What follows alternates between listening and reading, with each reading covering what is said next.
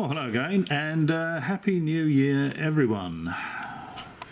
And I'd especially like to wish a Happy New Year to Ben Emlyn-Jones, and thanks, Ben, for drawing my attention to your 4-hour Apollo Detectives video. It's given me much mirth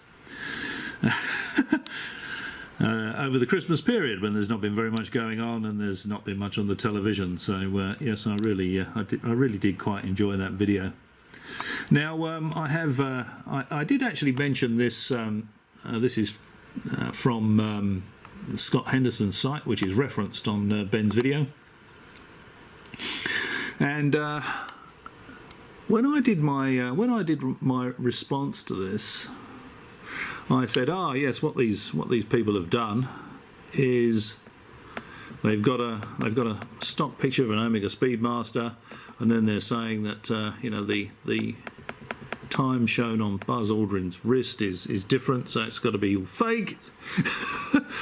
And I jumped in feet first and said, you know, for someone to go down that path, they must just be too dumb for words. And it sort of gives you an idea of what I think of these guys' sort of photographic analysis and interpretation and general credibility. But yeah, I do owe Mr. Henderson an apology for that one. That's not what he's saying here. I mean, what he's saying is still rubbish, but I'll give a better explanation as to why I think that's the case.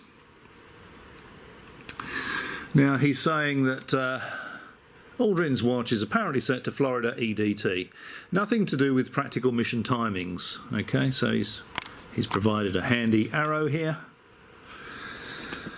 Here we go. Nice arrow. He's showing us Aldrin's watch. He's blown this up from this image here, and he's blown it up even further.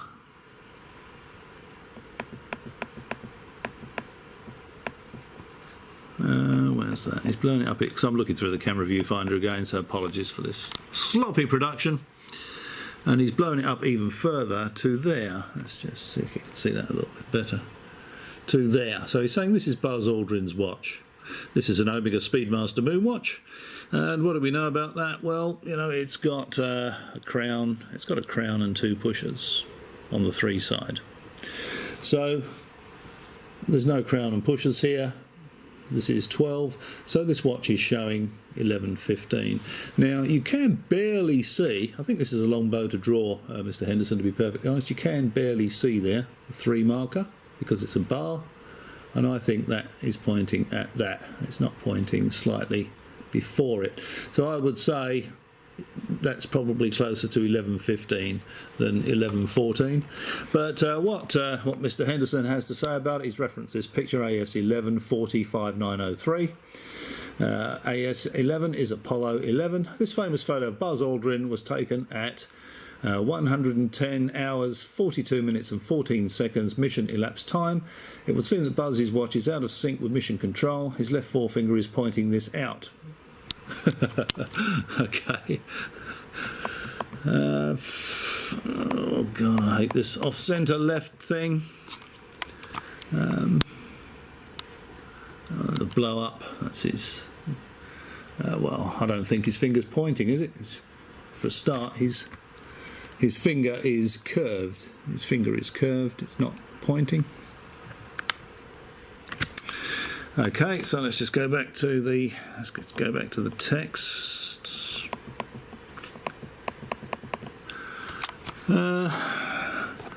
His left finger is pointing this out. Rather nice touch, or a whistle blow from a mason, and tough old bird with a strong left hook. Was it a left hook he hit that guy with? That was a right hook. Anyway. Scott Henderson says it was a left hook. It's bound to be a right hook. So his Omega watch reads 11 hours 14 minutes, the first and 2 last mission elapsed time digits. So yeah, okay, so what he's saying is the 11 there and the 14 there. That's some setup. Tracking mission events and completely independent of US time zones. Well, he just said it was Florida time, didn't he? Control of Met passes from the Floridian Cape, not the Florida Cape, to Houston Texas, just 10 seconds after launch. Yeah, but what you've got to bear in mind here, of course, is that they don't really need to set their watches to mission elapsed time. Actually, let's just, before I go into that, let's just have a quick look at... yeah, okay, this is from the NASA website. So this is AS 11405903. So this is the picture. This is the picture that he's referencing, and what he's done, he's blown this right up, and he's had a look at the time on Aldrin's watch. I reckon this is a seriously long bow to draw. Yeah.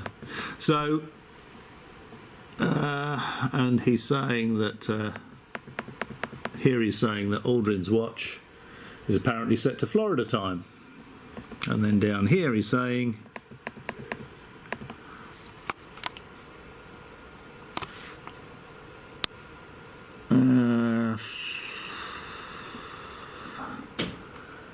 that it's that's some setup tracking mission events and completely independent of US time zone. So which is it, Mr. Henderson? You can't have it both ways. It's either completely independent of US time zones, or it's set to Florida. It's set to Florida EDT. Now, if you think about it, the Apollo 11 mission was launched from Florida. Now, I think that explains completely why his watch would be set to the Florida time zone mission. You know, the Apollo 11 mission was launched from Florida.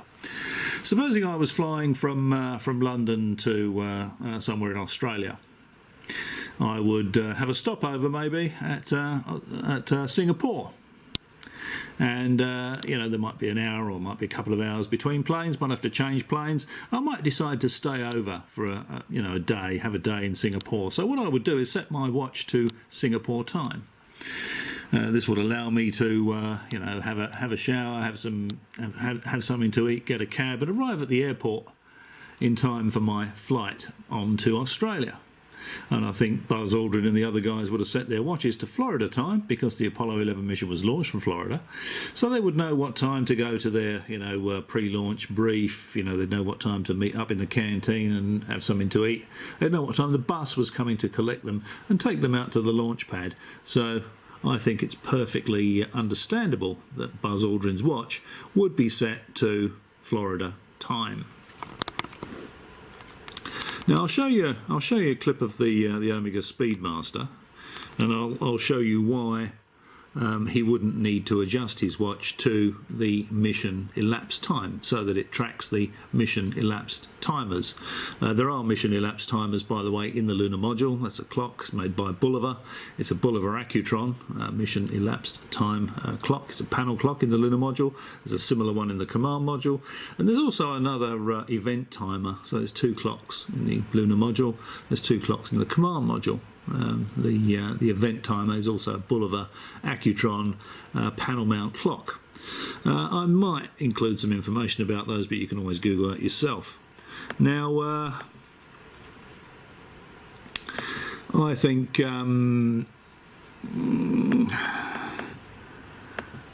he also says down here that there must have been another reason for wearing this watch. Really, Mr. Henderson. In 1973, Buzz wrote, "Few things," I'm reading this through the camera viewfinder, so apologies for this, "are less necessary when walking around on the moon than knowing what time it is in Houston, Texas." So there you go. So Buzz really is telling us why he hasn't set his watch to mission elapsed time. He doesn't need to know what time it is in Houston. He doesn't need to know what time it is in Florida. He's just happened to set the watch to Florida time because he had to get on his... He had to get on the Apollo 11 vehicle. So he doesn't need to set his Omega Speedmaster to mission elapsed time because the Omega Speedmaster is basically a stopwatch, it's a chronograph. Let's just have a look at the Omega Speedmaster and I'll show you what I mean. Okay, so just before we have a look at the Omega Speedmaster, just a couple of things I thought might be worth pointing out. And that of course this is the wrong model. I know he's only using that to give a clear indication of what he says the watch is displaying. You look at that and you look at that, it's a very long bow to draw, but I would say that's closer to 11:15 than 11:14 if you look at the way that hand is there with the 3 o'clock marker. You can see there's the marker and there's the hand. And if you look at this rather blurred image here, this looks to me far more like it's in line, as much as you can tell with this image. But it looks to me far more like that hand is in line with the 3. If you look at that and then you look at that, that's obviously not in line with the 3, is it? And just to refresh your memory, I am doing these clips at different times, so there might be some duplication here, but he says that the watch is set completely independent of US time zones. Then he goes on to say control of MET, mission elapsed time, passes from the Floridian Cape to Houston in Texas just 10 seconds after launch. Buzz's Omega is set to Florida time.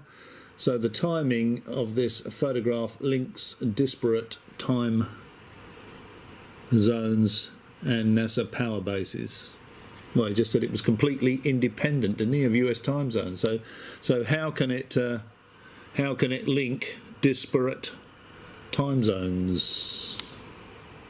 Yeah, the other thing too I just wanted to show you was that I did actually check his time reference. Where is it? It's this one here. Okay, so this is the image he's referencing. AS 11-45-903, and if we just look at the archive,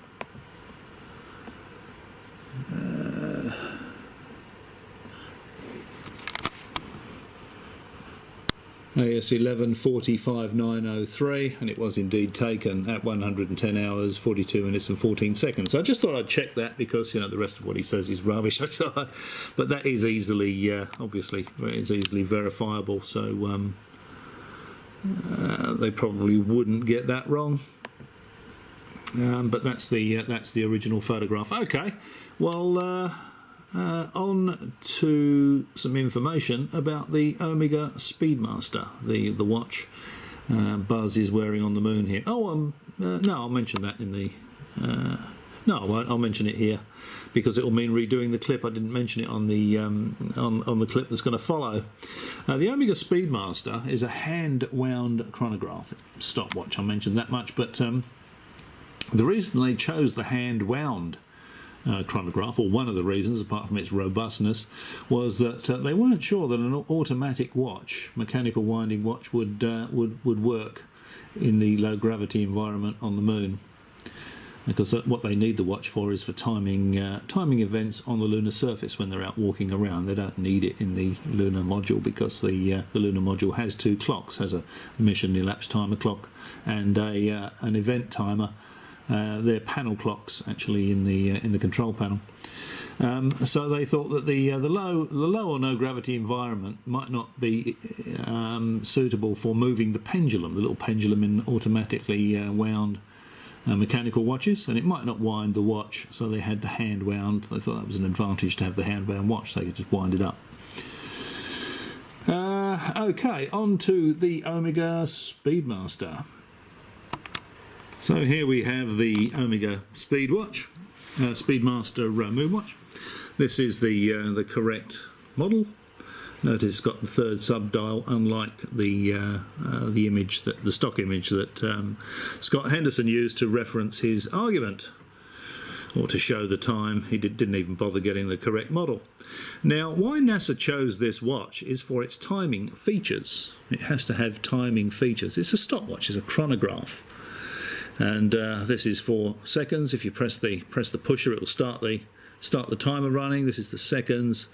There'll be a minutes there, and this is hours. Well, they're not going to be out on the lunar surface for 12 hours. So that's how they time moonwalks and stuff like that. They don't need to adjust the hour and minute hands to mission elapsed time. So that's why it was still set to Florida time. Makes perfect sense to me.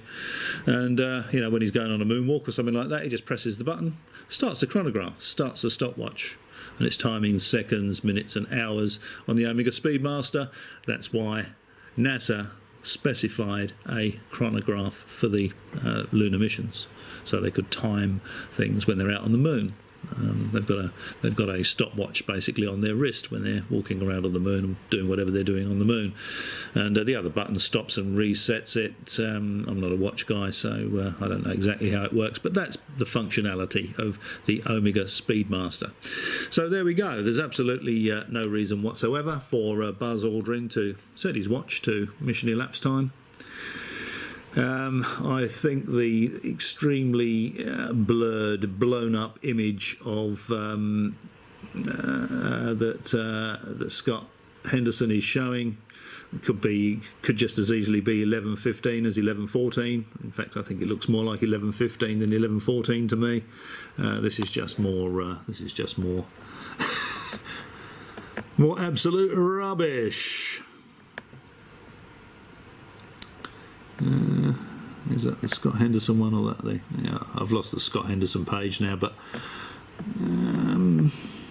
actually, if I go back to, actually, I don't need to. I don't need to go back to it. Yeah, I don't need to go back to it. So there we are. That is a I think is a far more likely explanation of why Buzz Aldrin's watch will be set to Florida time. It's as simple as, you know, he had to get on the launch vehicle. They launched it from Florida, and you know, doesn't need to set it to mission elapsed time because it's a stopwatch. The Omega Speedmaster's a chronograph. Okay, perhaps I'll catch you again.